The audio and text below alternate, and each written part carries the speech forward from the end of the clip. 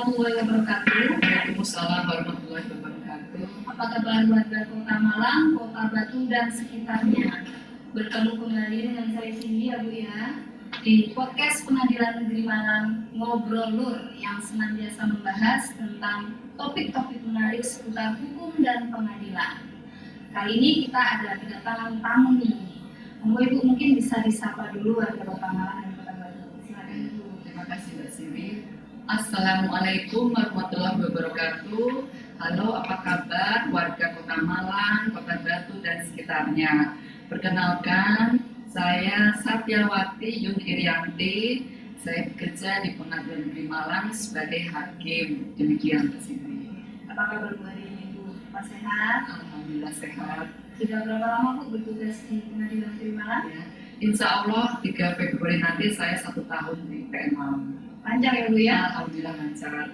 Oke, warga Kota Malang, Kota Batu dan sekitarnya, pada hari ini kita akan membahas tentang topik yang menarik tentang SPPA. Jadi, apa sih itu SPPA? Mungkin Ibu bisa jelaskan sedikit agar warga Kota Malang dan Kota Batu lebih memahami. Ya. Jadi SPPA adalah singkatan dari Sistem Peradilan Pidana Anak. Ini nama dari sebuah undang-undang yang melindungi anak yang berhadapan dengan hukum. Undang-Undang Nomor 11 Tahun 2012. Kalau mengenai pengertiannya, saya akan mengutip dari pasal 1 angka 1 undang-undang tersebut. Jadi sistem peradilan pidana anak adalah keseluruhan proses penyelesaian perkara anak yang berhadapan dengan hukum, mulai dari tahap penyelidikan sampai dengan tahap pembimbingan setelah menjalani pidana. Demikian Mbak Cindy. Baik Bu, jadi kenapa sih sistem peradilan kita itu berfokus pada anak juga gitu? Mungkin Ibu bisa jelaskan mengapa topik perbincangan kali ini itu tentang anak gitu. Ya, jadi mengapa anak diperbincangkan? Jadi isu anak itu sudah menjadi isu internasional dan Indonesia telah meratifikasi Konvensi Hak Anak. Dengan telah meratifikasi Konvensi Anak, maka pemerintah berkewajiban untuk menerbitkan peraturan-peraturan perundang-undangan yang berkaitan dengan masalah anak. Jadi pada intinya bahwa bincang-bincang ini bukan dalam rangka untuk mengkritisi undang-undang SPPA, tetapi saya ingin memperlihatkan, menekankan bahwa pemerintah telah membangun sebuah sistem perlindungan anak lewat instrumen-instrumen berupa undang-undang dan peraturan pemerintah sebagai peraturan pelaksanaannya. Bentuk-bentuk perlindungan hukum bagi anak berhadapan dengan hukum melalui sistem yang diciptakan dalam undang-undang SPPA tersebut memerlukan dukungan kelembagaan baik dari lembaga-lembaga pemerintah maupun lembaga-lembaga non-pemerintah serta memerlukan dukungan dari masyarakat baik sebagai individu maupun kelompok, dan yang pertama serta utama adalah orang tua. Jadi di sistem peradilan anak ini semua pihak itu harus banyak terlibat ya Bu ya untuk mendukung terlaksananya SPPA-nya ya. Kemudian saya ingin bertanya, mengapa sih anak itu bisa berhadapan dengan hukum itu sendiri? Perkembangannya menuju dewasa, anak sangat dipengaruhi oleh berbagai faktor, yaitu peran keluarga dan lingkungan. Dua faktor ini berkontribusi saling mempengaruhi, memberikan berbagai sumbangan sehingga terbentuk sebuah perilaku baik atau buruk. Bagaimana keluarga dengan warisan genetik dan pola asuh mempengaruhi perilaku anak, serta bagaimana lingkungan termasuk di dalamnya lingkungan pergaulan, lingkungan sekolah, dan masyarakat mempengaruhi perilaku anak. Ada faktor internal dan faktor eksternal di sini. Faktor internal, orang tua sibuk mencari nafkah sehingga anak tidak mendapat nutrisi yang baik untuk mendukung pertumbuhan dan kecerdasannya. Tidak diajarkan budi pekerti yang baik, tidak mendapat dukungan atas perilaku baiknya, sehingga anak merasa tidak didukung, lalu memilih untuk keluar rumah, lebih percaya pada orang lain yang mau mendengar dan mendukungnya. Kemudian anak pernah mengalami kekerasan fisik, anak tidak dikehendaki kehadirannya oleh orang tua, anak pergi berhari-hari tidak dicari, hanya dihubungi lewat handphone. Kemudian faktor eksternal yang mempengaruhi sikap perilaku anak, lingkungan tempat tinggal yang tidak ramah anak, menyebabkan anak dilanda kecemasan dan rasa tidak aman terus-menerus sehingga anak tumbuh dengan gangguan perilaku. Penggunaan handphone yang berlebihan, kemudian juga pengaruh media sosial, lalu pengaruh tidak baik dari orang lain di lingkungan sekitarnya sehingga terjerumus dalam pergaulan yang salah. Mulailah anak mengembangkan perilaku delinkuent atau perilaku menyimpang yang melanggar aturan etika dan moral. Dia mulai mengenal narkoba, menjadi pecandu narkoba, menjadi perantara atau penjual narkoba, berkeliaran di tempat prostitusi, mengkonsumsi miras, terlibat perkelahian antar geng, mencuri, memalak, dan sebagainya. Jadi setiap keluarga selayaknya menjadi tempat utama dan pertama dalam memberikan pendidikan etika dan moral yang menjadi dasar dalam pembentukan karakter dan kepribadian anak.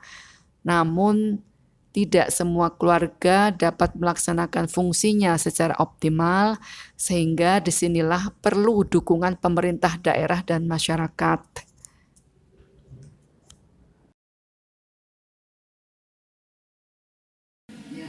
Mengapa anak bisa berhadapan dengan hukum? Dan untuk menyelesaikan masalah ini, seperti sudah saya jelaskan di depan, bahwa pemerintah memerlukan dukungan. Ya, jadi di sini pemerintah sebagai pemilik seluruh sumber daya yang ada berkewajiban untuk menerbitkan undang-undang dan kebijakan-kebijakan pendukung lainnya. Sedangkan misalnya pemerintah daerah itu mendukung dengan membangun kota yang ramah anak. Kemudian masyarakat sebagai individu atau kelompok membantu dengan peduli pada permasalahan yang menimpa anak. Dan orang tua atau wali yang mengasuh anak, mereka memberikan dukungan dengan memberikan pendidikan yang baik kepada anak, mengajarkan budi pekerti yang baik, memberikan makanan yang baik, dan pemenuhan kebutuhan dasar lainnya. Jadi dari undang-undang SPPA ini kita akan melihat bahwa sistem yang ada itu memerlukan sinergitas antara lembaga penegak hukum, lembaga-lembaga pemerintah lainnya seperti Kementerian Pendidikan, Kementerian Sosial, dan lembaga pemerintah yang concern dengan masalah anak, masyarakat, dan orang tua. Ya. Kembali ke pertanyaan mengapa anak berhadapan dengan hukum, ya, mengapa bisa? Jadi memang isu anak itu sudah menjadi isu internasional dan Indonesia telah meratifikasi Konvensi Hak Anak.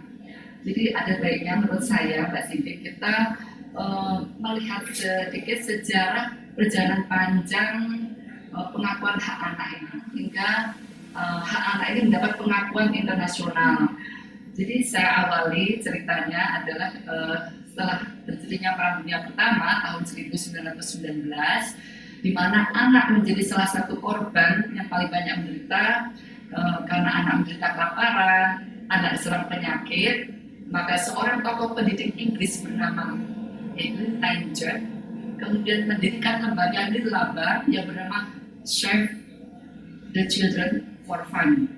Nah, selain mendirikan lembaga nirlaba untuk menolong anak-anak korban Perang Dunia Pertama tersebut, Eglin Tanger juga merumuskan 10 hak anak. Ya.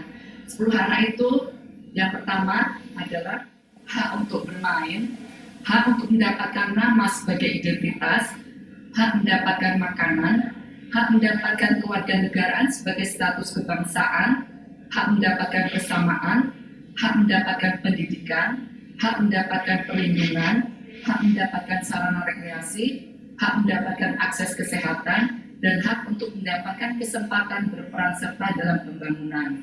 Nah, 10 pernyataan hak anak tersebut diperjuangkan oleh Jeff untuk mendapat pengakuan internasional.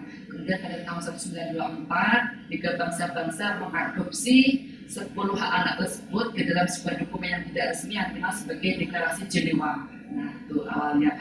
Kemudian jadi Perang Dunia Kedua 1939 sampai 1945, di mana anak kembali menjadi salah satu korban yang paling menderita karena anak selain menderita kelaparan, anak diserang penyakit, anak juga kehilangan orang tua, anak juga melihat dan mengalami sendiri konflik bersenjata.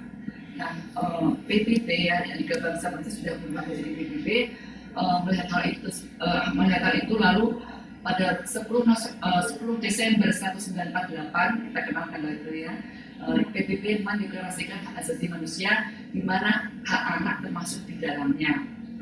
Ini belum selesai.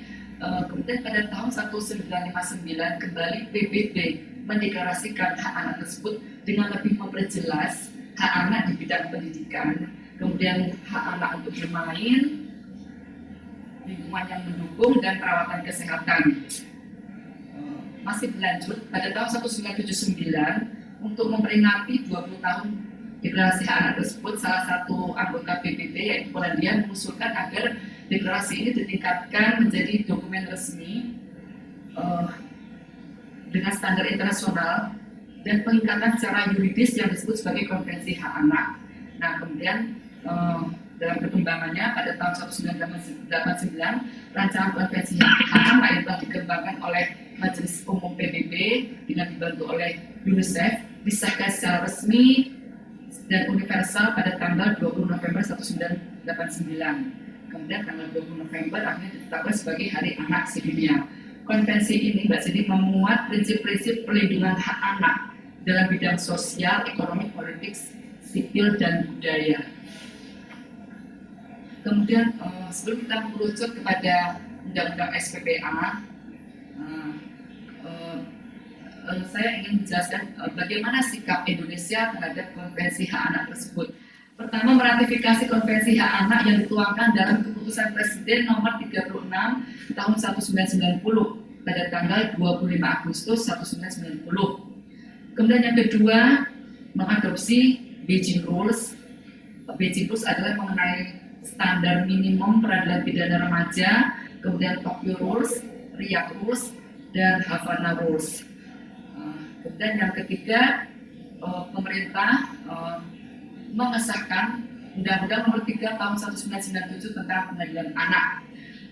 Sebenarnya hal-hal yang paling mendasar yang dilakukan Indonesia setelah ratifikasi Konvensi Hak Anak itu adalah memasukkan hak anak ke dalam amandemen kedua perubahan Undang-Undang Dasar 1945 pada tanggal 18 Agustus tahun 2000, yaitu tercantum dalam pasal 28B ayat 2 yang berbunyi, setiap anak berhak atas kelangsungan hidup, tumbuh, dan berkembang, serta berhak atas perlindungan dari kekerasan dan diskriminasi.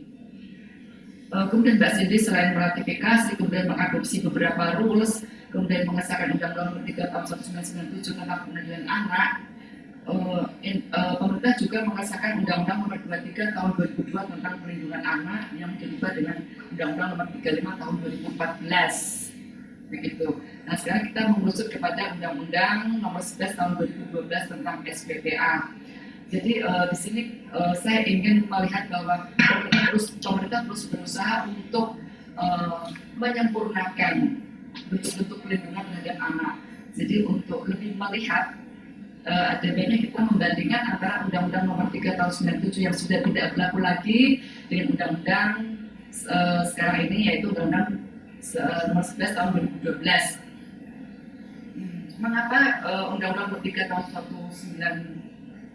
1997 sudah tidak berlaku lagi? Karena dianggap sudah tidak sesuai lagi dengan perkembangan dan kebutuhan hukum masyarakat, karena belum secara komprehensif memberikan perlindungan kepada anak yang berhadapan dengan hukum, sehingga perlu diganti. Titik berat pada undang-undang yang baru, yaitu Undang-Undang 11 2012, yaitu adanya paradigma baru. Kalau dulu di Undang-Undang 397 itu menitikberatkan pada retributif atau pembalasan. Jadi kalau ada anak salah, dia harus dihukum, harus dibalas dengan hukuman. Tetapi dalam undang-undang yang baru ini, paradigmanya adalah keadilan restoratif atau pemulihan. Jadi yang dipulihkan itu tidak hanya anak sebagai pelaku, tapi juga di sini adalah korban dan saksi. Seperti saya katakan tadi, akan lebih jelas bila kita melihat perbandingan antara Undang-Undang Nomor 3 Tahun 97 dengan Undang-Undang Nomor 11 Tahun 2012. Jadi pada Undang-Undang Nomor 3 Tahun 97, batas usia anak yang bisa dimintai pertanggungjawaban pidana itu mulai 8 tahun ke atas sampai dengan di bawah 18 tahun. Di undang-undang yang baru 12 tahun ada peningkatan, ada kenaikan sampai dengan di bawah 18 tahun. Nah, ini berdasarkan Beijing Rules yang menyebutkan bahwa untuk batas minimum itu, untuk batas bawah itu jangan terlalu rendah, karena kalau terlalu rendah emosi anak kemudian psikis fisik itu belum matang, jadi anak bisa diminta pertanggungjawaban. Jadi itu menjadi salah satu alasan kemudian pemerintah menaikkan batas bawah menjadi 12 tahun sekarang ini. Kemudian yang lainnya adalah penyebutan. Dalam Undang-Undang 397 itu ada disebut anak nakal, ya anak nakal. Nah itu kan menimbulkan beban psikologis bagi anak. Oh, negara aja mengatakan saya sebagai anak nakal. Nah kemudian istilah anak nakal itu dihilangkan menjadi anak berhadapan dengan hukum, di mana yang anak nakal tadi itu disebut sebagai anak berkonflik dengan hukum. Kemudian ada disebut sebagai anak korban dan anak saksi. Pada undang-undang yang lama, batas usia anak adalah untuk dapat diajukan, untuk dapat diminta pertanggungjawaban pidana dalam mulai usia 8 tahun sampai dengan di bawah 18 tahun dan belum pernah kawin.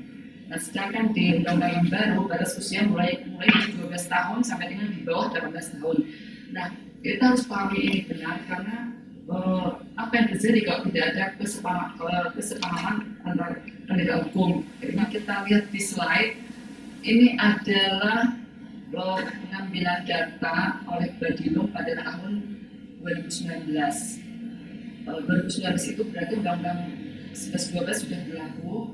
Tapi di sini karena belum ada pemahaman yang mendalam terhadap undang-undang yang baru, maka ada anak dijatuhi hukuman seumur hidup. Padahal yang tidak boleh, kan ya.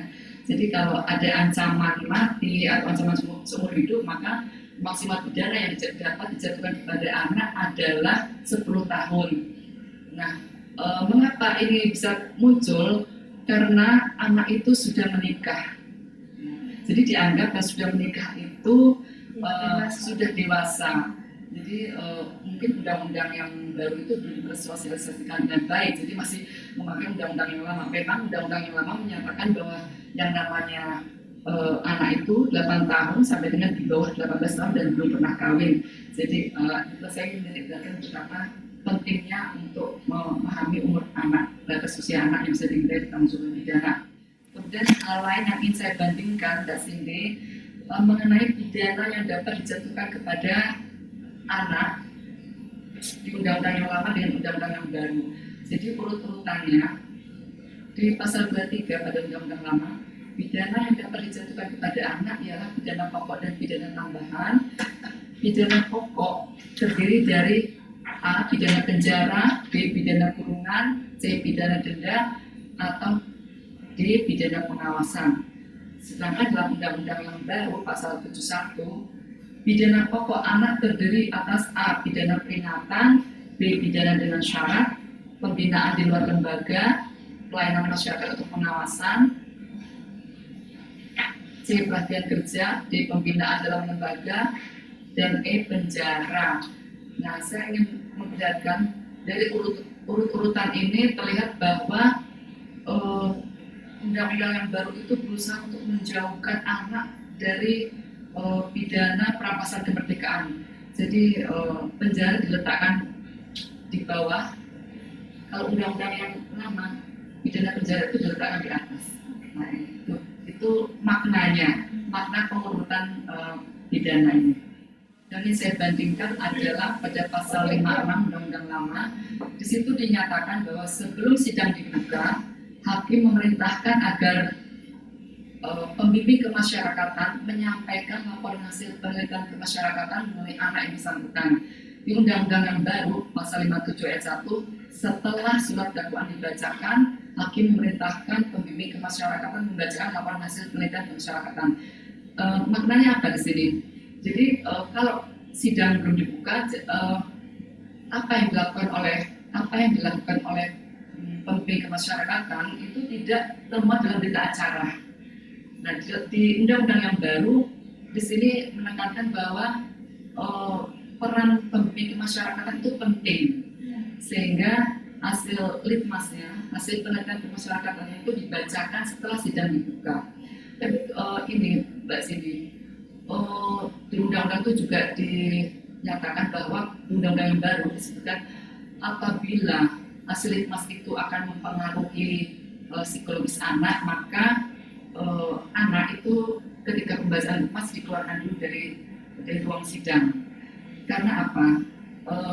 Kalau dia mendengar rekomendasi PK Bapas, misalnya dia harus masuk ke lembaga pemasyarakatan atau dia harus menjalani pembinaan di dalam lembaga. Nah itu sudah berdampak. Berarti saya salah ya. Saya hukumannya nanti begini. Nah, seakan-akan anak sudah divonis. Oleh karena itu, undang-undang yang baru ini juga menyarankan ketika pembacaan hasil litmas, anak itu dikeluarkan dulu dari ruang sidang, gitu.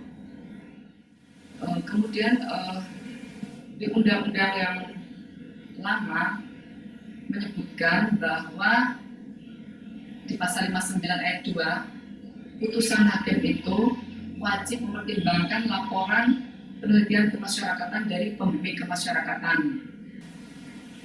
Di undang-undang yang baru dikatakan bahwa hakim wajib mempertimbangkan laporan penelitian kemasyarakatan dari pembimbing kemasyarakatan sebelum menjatuhkan putusan perkara. Nah, bedanya di mana? Ini sama-sama hakim harus memperhatikan ya, harus mempertimbangkan laporan dari PK. Di undang-undang yang lama tidak menyatakan bahwa tidak menyebutkan sanksinya. Jadi kalau di undang-undang baru menyatakan apabila hakim tidak mempertimbangkan hasil litmas, di sini dinyatakan putusan batal demi hukum. Nah itu kalau di undang-undang yang lama tidak disebutkan sanksinya putusan batal demi hukum. Akibatnya putusan batal demi hukum. Jadi ini untuk menekankan bahwa betapa laporan penelitian masyarakat itu wajib untuk dipelajari oleh hakim, karena di situ memuat seluruh latar belakang anak, keluarganya, kemudian bagaimana peristiwa itu terjadi, kemudian ada di situ sudah ada pendapat dari psikolog dan sebagainya. Jadi betul-betul sudah lengkap. Jadi hakim harus memperhatikan itu semua. Jadi disinilah nampak sinergitas antara aparat penegak hukum. Kemudian lagi yang ingin saya bandingkan adalah mengenai pembacaan putusan. Kalau di undang-undang yang lama bahwa anak itu harus hadir di persidangan, tetapi kalau di undang-undang yang baru dalam pasal 61 dinyatakan bahwa pembacaan putusan pengadilan dilakukan dalam sidang terbuka untuk umum dan dapat tidak dihadiri oleh anak. Demikian. Kemudian ada yang penting Mbak Cindy, di undang-undang yang lama tidak disebutkan mengenai diversi. Di undang-undang baru disebut diversi. Apa itu diversi? Diversi itu proses penyelesaian perkara di luar sidang peradilan, di luar sidang pengadilan. Jadi di situ ada musyawarah antara anak ini artinya anak pelaku ya, disebut anak, kemudian antara anak korban, orang tuanya, kemudian ada dihadiri oleh pembimbing kemasyarakatan dan Peksos, juga dari kepolisian dan kejaksaan, begitu. Saya tidak menjelaskan secara rinci bagaimana proses diversi itu karena ada di setiap tahapan ya, jadi wajib ada di setiap tahapan baik penyidikan, penuntutan maupun sampai di pengadilan. Jadi tadi bentuk-bentuk perlindungan terhadap anak, di mana pemerintah berusaha untuk menjauhkan anak jangan sampai menjalani proses persidangan di pengadilan, karena itu akan menimbulkan beban psikologis yang berat. Saya mengatakan bahwa pemerintah telah membangun portal-portal untuk menjaga jangan sampai anak sampai ke proses persidangan.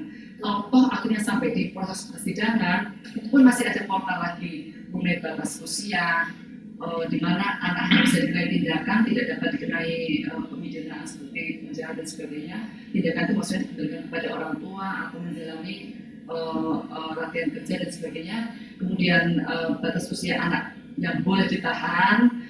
Kemudian kalau toh akhirnya anak itu karena usianya sudah bisa ditahan dan sudah bisa dijatuhi pidana, maka penjara itu menjadi alternatif yang terakhir, begitu.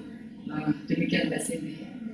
Jadi sejarahnya cukup panjang ya Ibu ya untuk tentang perlindungan anak sendiri, dan pemerintah juga sudah merelevankan undang-undang yang baru agar lebih melindungi anak lagi ya Bu ya. Untuk sebelum kita mengakhiri perbincangan hari ini, mungkin ada closing statement lah yang terakhir dari Ibu bagaimana Mas? Baik, closing statement saya, kalau toh akhirnya anak harus menjalani proses di persidangan, maka yang berperan sangat penting adalah putusan hakim. Oleh karena itu, dan ini sebagai closing statement, putusan hakim akan mempengaruhi kehidupan selanjutnya dari anak yang bersangkutan. Oleh sebab itu, hakim harus yakin benar bahwa putusan yang diambil akan dapat menjadi salah satu dasar yang kuat untuk mengembalikan dan mengantar anak menuju masa depan yang lebih baik untuk mengembangkan dirinya sebagai warga yang bertanggung jawab bagi kehidupan keluarga, bangsa, dan negara. Baik, Ibu, mungkin ada yang perlu ditambahkan lagi nih dari perbincangan hari ini, ada yang kurang masih belum tersampaikan oleh Ibu. Ya, saya ingin menambahkan bahwa apa yang saya sampaikan tadi mengenai perbandingan antara Undang-Undang Nomor 3 Tahun 97 dengan Undang-Undang Nomor 11 Tahun 2012 itu hanya sedikit dari apa yang telah diupayakan oleh pemerintah untuk membuat bentuk-bentuk perlindungan hukum bagi anak.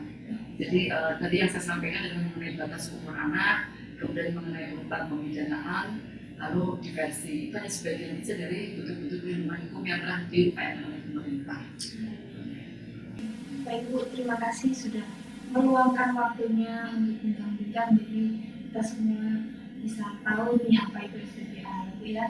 Semoga Ibu tetap sehat selalu dan bekerja lebih maksimal lagi untuk pengadilan negeri Malang ya Bu ya. Terima kasih Mbak Siti. Baik, demikian ngobrol lur pada kali ini. Sampai jumpa nanti di kesempatan lainnya dengan topik-topik yang lebih menarik. Akhir kata, wassalamualaikum warahmatullahi wabarakatuh.